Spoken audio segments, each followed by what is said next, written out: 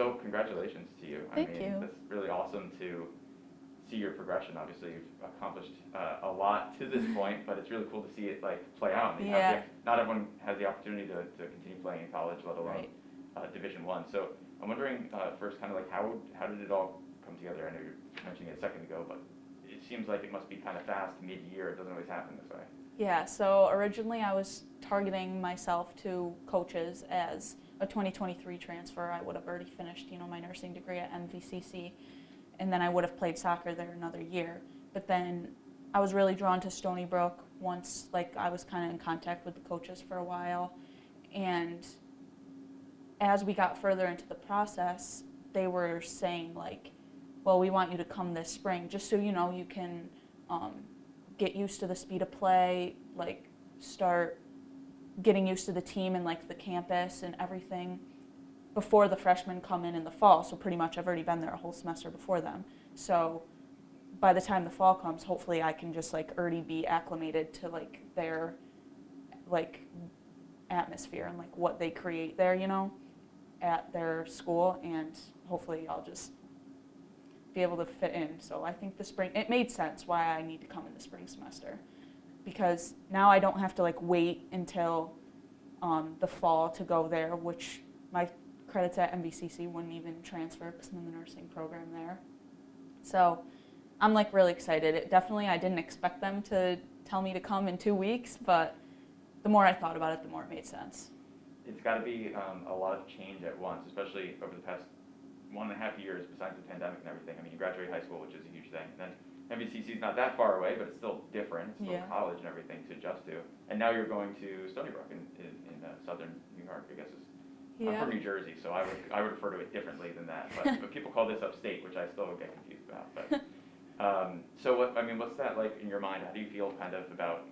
I guess now it's going to be farther away. It's kind of, I guess, you imagine that you plan to stay there for a few years, finish out your college career there. Yeah. And it's farther maybe than you've been academically and playing soccer in the past. Right. Yeah, but I think definitely when I get there, it's just the anticipation of it. I feel I'm nervous about. Once I'm there, I'll be fine. And once I'm around my teammates and a group of people that I can congregate with, I'll be fine. And I'm excited. I'm viewing this as something exciting, a new opportunity, to grow and see what I can do on my own, So I'm excited for it, and I'm not looking at it as, oh, I'm going to be 5 hours away.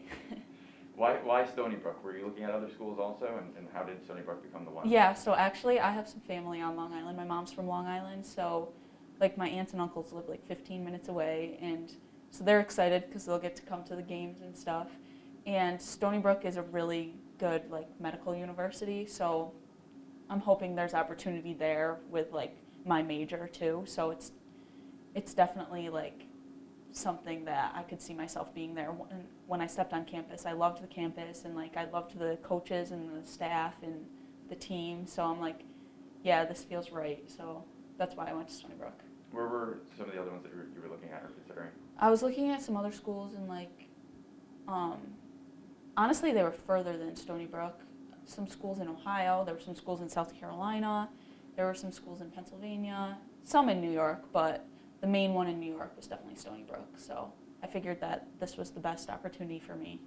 And I have to imagine that they were showing interest in you, which is how they got on the list. Not only you were probably looking out for them. Right. Yeah, some would just reach out to me, and I would either look into the school, but then others I would reach out to them and just see what they had to say too. It's the recruiting process is a crazy process, and anyone who's not in the recruiting process, I don't think understands how hard it is to actually get recruited. So, and especially when during a pandemic, you don't have a lot of exposure to coaches, so it makes it especially hard for athletes in this area. And think about it, I'm competing against girls that have the opportunity to play soccer outdoors all year round. We're in upstate New York where there's snow on the ground, So a girl from Florida right now could be playing outside, and where we're kind of at a disadvantage because it's snowing. But that's what you get for living in upstate New York. You're born in the wrong place. Yeah, maybe. I don't know if Long Island would have even helped out much, but yeah, seriously. But maybe it wouldn't be negative degrees outside. Yeah. But so tell me, I guess, a little bit more about what that recruiting process is like, to explain it to people who might not I mean, I even kind of have a small understanding because I follow it just through Right. everyone else I talk to, but for those who might not understand this, oh, look, you're going to Stony Brook now. What does it take in between to go from high school to all of a sudden Division I athletics? Yeah, definitely. Well, I'm 19 years old, and this process started when I was 14. So it's a long, strenuous process, and you have to put a lot of effort in, and it's different for everybody. That's the thing. Like, and it just is like coaches can be in the right place at the right time, and you could be like lucky maybe where you don't have to contact coaches as much because like they just see you play or something, or other people have to like work a lot harder to get the coach's attention just because of like availability and like exposure and stuff. And every sport is different too, so it's like there's a lot that goes into it. Like some people would say to me, they're like, you have to work harder to get recruited than you do as an athlete. And I'm like, I don't know about that, but it definitely is hard. Like you have to email a lot of coaches, you have to talk to a lot of coaches, a lot of phone calls, you have to go to the campuses, you have to fend for yourself pretty much, because it's like a lot of people think that a lot of coaches are going to come knocking at your door, and it's like a lot of times you have to go out and see what you really want and then get the coach's attention. But that's just from my personal experience, but I know everyone's is different. So what do you think you like learned through that process? And I feel like it's also been, I guess 14 years old is not a short amount of time that I keep saying, but like people will think it happened all within 2 years, right? Yeah. Like, oh, because most people are looking at college by the end of junior or senior year of high Yeah. school. So like what do you think you learned over those years? Because you probably changed a lot as a person too. Definitely. And learned from that. It's really impacted your life, I bet. Yeah, definitely. Well, when I first started looking at colleges, or college coaches started talking to me, I didn't even know what college was. I was just kind of like, okay, yeah, you go after high school and play sports. I had no idea. So it's like going and learning more about the process, having coaches say no to you, and like other coaches really interested but you don't really like the school. It's like you have to prioritize your own needs before a school's needs, or like what a school is telling you, because obviously when you're getting recruited they're going to tell you everything you want to hear if they want you. So it's like you have to kind of put yourself first and be like, what is the best option for me? And like from a 14-year-old perspective to a 19-year-old perspective, I definitely learned through experience, I would say. Like I went to MV and had a good experience there, but like it's time to move on and like do something more and like push myself further. And visiting schools, or like talking to coaches, having conversations, because what you think you want in your head sometimes isn't actually what you want until you experience it. So it's like to like any person, like any younger person that would ask me about the process, I would just tell them like, go visit the school, talk to the coaches, talk to the girls on the team, talk to people on campus that aren't athletes, you know, like try to mimic the experience as best as you can without actually going there before you make your decision. Which is probably something that's hard to do, I imagine. Yeah. You gotta have a lot of the right It's a lot of questions. effort. You have to put a lot of effort in to like think that it's the best decision for yourself. At the end of the day, you've got to do what's best for you, you know, not other people. Did you, like, I guess from being in athletics and kind of figuring out what it's like to be involved in then thinking about what it could be like to be at the program, you probably thought of a lot of things to ask these players and things, but I feel like a lot of times people don't know what they want, and they just kind of like, don't know what to ask if you don't know what there is to ask about. So how did you know like how to figure it out, you know? Like how did you figure out how to figure it out? I guess that's a weird question. But Yeah. You see what I'm saying? Like, Yeah, well, honestly, you never think you figured out. You never think you're doing it right. You never think you're going through the recruiting process right, at least for me. Like, I felt like I was missing something, or like I wasn't doing something that other people were. So it's like just kind of asking other people, like some of my other friends who got recruited, I would ask them what they did, or just like talk to people, because a lot of it is about who you know too. Like you have to talk and reach out to people and kind of like fend for yourself, like I said. And I don't like talking about myself a lot. Like I don't like doing it, and you have to in the recruiting process. So that was really uncomfortable for me, and that was something that I like learned as I went on. Like they know nothing about me. I have to sell myself to them. You know what I mean? but then it winds up paying off, obviously. Yeah, it's like as much as you're like kind of uncomfortable doing it, it's worth it in the end if it's where you want it to be. perfect. I'm glad we're doing a whole interview about you where you have to talk about yourself. I know, I was like so uncomfortable. Sorry. Well, I hope it's not uncomfortable. I hope it's No. not, but I'm kind of the same way because it's like, I talk about other people for my living. So. Right. But so just picking up one more thing on that you said just a second ago on the thread of your major in school and how that kind of came together. Why was it so important for you to have the proper academic side and opportunities for you at the school also, in addition to knowing that you've been successful in athletics and wanted to continue down that path too?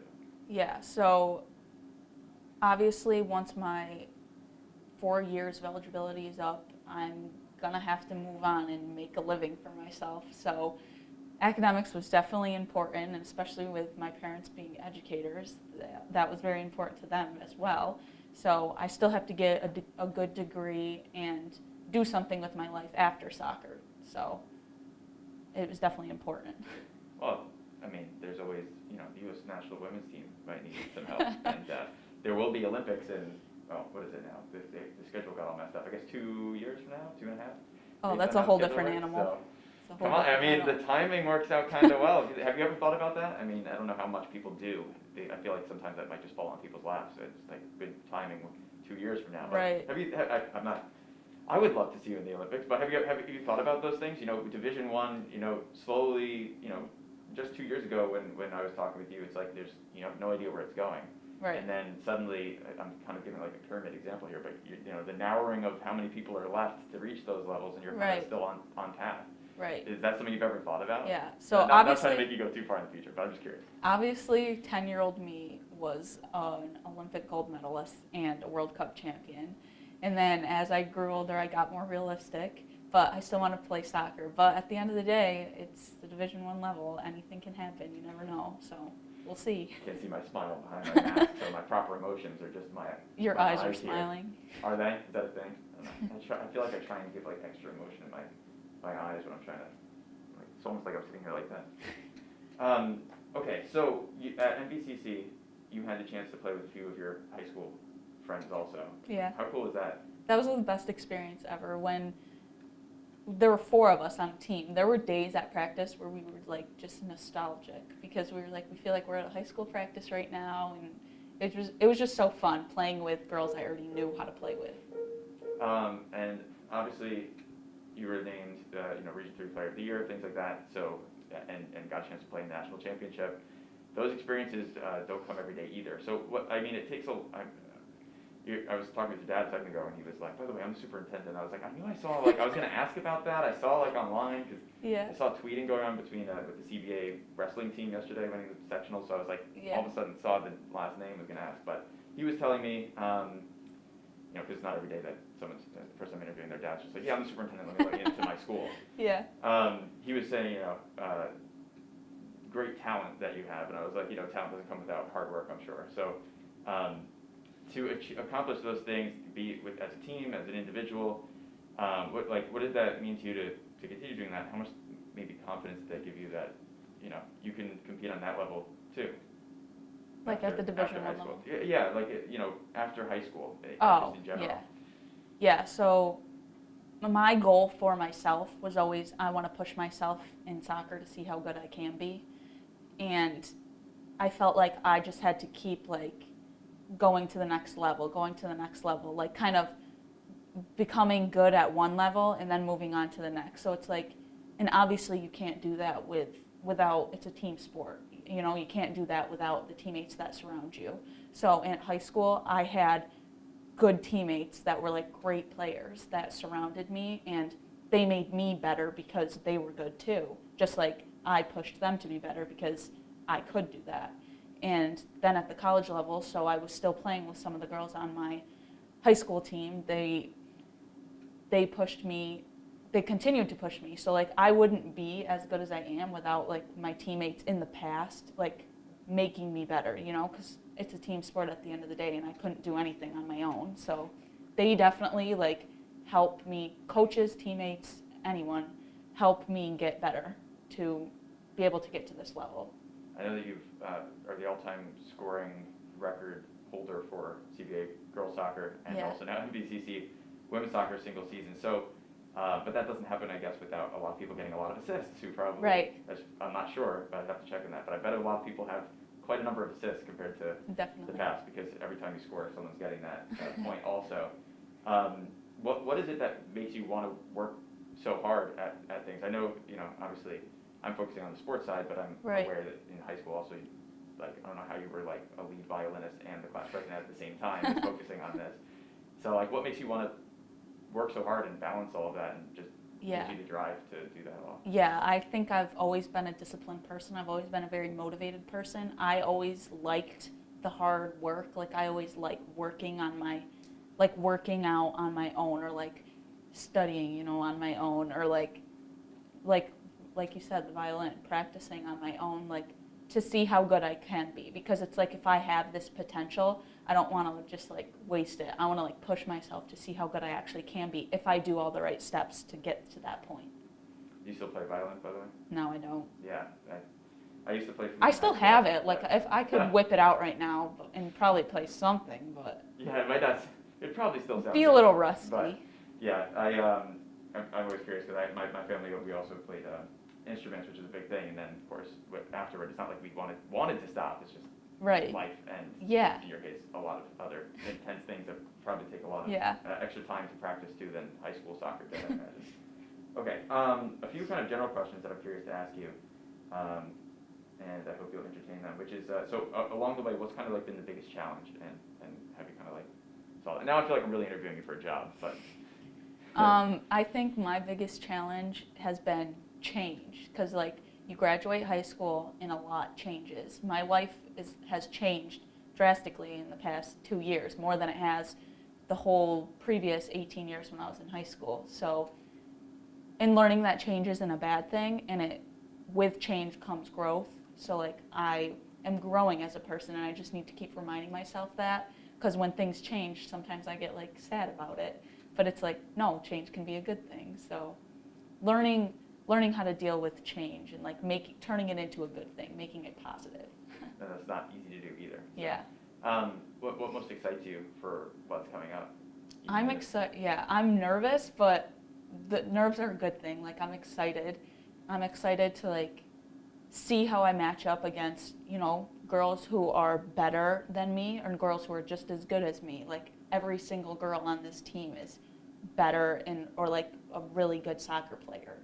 So like, I'm excited to see how I will respond to that and see how that will make me work harder. And I'm excited for, the academic side of it, and like getting my degree. In the next 2 years, I'll have a bachelor's degree. So like, that's pretty exciting too. And living on my own, 5 hours away, we'll see. Yeah. Were you expecting to have an associate's degree at the end of Mvcc, or like, do you have that already? So because I was a nursing major, I still had 3 semesters of the program left, and like, you can't like make that go faster. Like, I couldn't like double up and get it quicker. So that was like a hard decision for me, because it took so much work to get into that program, and then to just kind of leave it, even though that's still what I want to do. I just had to remind myself that like, I'm working towards my nursing degree, and I'll still be able to do that. But right now, like, I only have a couple years of soccer left, so. Right, there's so much going on in all those years. Looking back on everything to this point, these are kind of the big questions, like I said. But what are you most like proud of at the moment? When you think about? I'm proud of that. I never gave up. I never gave up hope. Like, I don't think I had like a traditional path after I graduated high school, just because of COVID. Like, I went away for a semester, and then I came home, went to MV, and now I'm going to away again. Like, it was just kind of a whirlwind, but I'm glad that I was persistent with my goals, and like, I never gave up, and I'm still going to play soccer, which was the goal for me. And remind me, that I don't know why Nazareth is coming to mind. Is that what it was? Yeah. Okay. Sometimes I've got. I was there for a semester right out of high school, but then like COVID and everything kind of shut that down, so that's why I came home to MV. Right, and also you had a coach change in the middle of this Mvcc time, right? Didn't the women's soccer coach change? No, no, he's the same. That Herkimer did. Oh, I'm sorry. Herkimer had That's a right. change. when I think of Herkimer and Mvcc, I kind of gel them in my head. 'Cause That's always why think of I the knew national- that's what you're talking Yeah, about. I always think of like the national championship stuff, and the both teams are always like there, men's and women's teams, Yeah. both schools. So, and I was at Herkimer talking with some coach, and it's both green. It's very. Yeah. I categorize things in my head by color. I don't know if that's weird or not, but. Okay, so, speaking of coaches, this is why I write some questions down to remind myself. I saw you last with the CVA girls team. I don't know Yeah. if people are calling you coach or whatnot, but. Yep. Were they? Yep. That's kind of cool. That's kind of weird. It was. I wonder if that changed your perspective on how you see different sides of the sport now. Oh, totally. Coaching, being on the sideline, coaching under who was my best soccer coach was like, I saw a whole different side of the sport that I didn't see as a player, and I think that benefited my game personally, because now when I step on the field, I still have like the coaching side of it in my head. So like, even though I'm out here coaching the forwards on what they need to do for a high school team, it was still teaching me, and whether they knew it or not, they were still teaching me things while I was trying to teach them. So what are some of those things that you noticed, like perspective change? Just like how everything gels together. I thought I had a really good understanding of it as a forward, like how your mids line up with your forwards and how your defense lines up with your mids and everything. But then seeing how everything comes together and like interchanging the parts and the positions, just seeing how everyone works as a whole, I definitely like grasped a better understanding of that. Yeah, I thought it was funny when I saw you there, and because it worked out that you were so close Yeah. at Mvcc. Yeah, And by the way, you're actually, what town are you from, actually? Ilion. Okay, so you are from Ilion. I know, obviously, I forget sometimes that Central Valley Academy is like multiple Yeah. towns. Let me see, I wrote down my big questions because I wanted to make sure that I had these, but, I guess, is there anything else that you want to add? We've talked about a lot, and it's a pretty long interview, obviously, but curious if there's anything that you want people to know or anything that you think is interesting or fun to talk about or I important. don't know. I feel like I should say something like, at the end of the day, if you have a goal in your head and you want to pursue, athletics or academics, like be persistent. Don't give up. Don't be afraid to stand up for yourself. Don't be afraid to speak up and talk about yourself to other people, because it could land you a really good opportunity. And in your case, do you think that worked out? I think so.